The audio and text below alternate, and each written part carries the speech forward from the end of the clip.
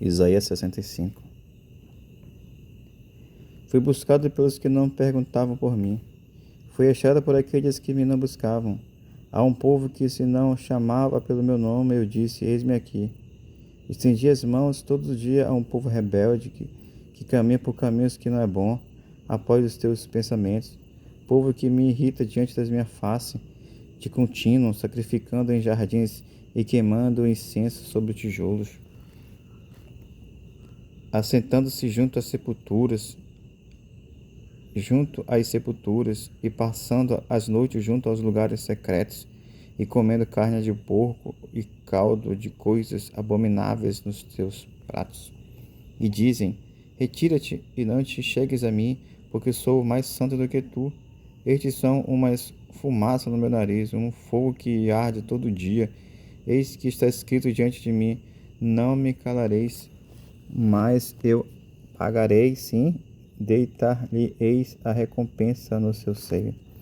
As vossas iniquidades, justamente as iniquidades de vossos pais, diz o Senhor, que queimaram incenso nos montes e me afrontaram nos outeiros, pelo que lhes tornarei a medir as suas obras antigas no seu seio.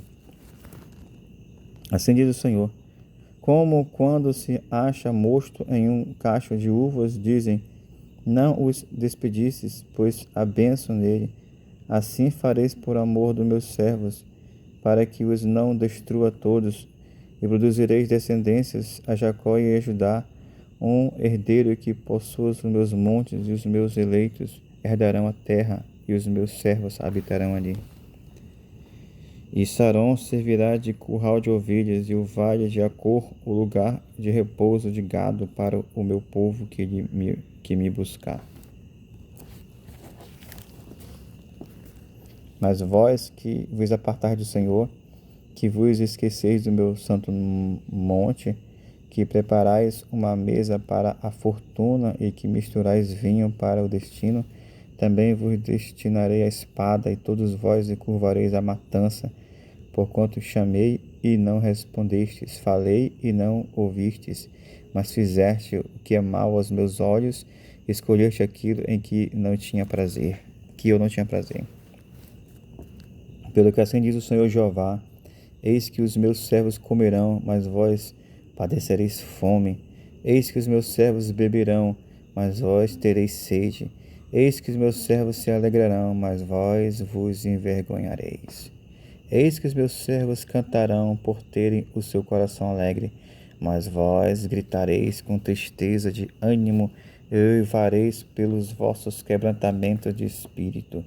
E deixareis os vossos nomes nos meus eleitos, e deixareis o vosso nome nos meus eleitos por maldição, e o Senhor Jeová vos matará, e os seus servos chamará por outro nome.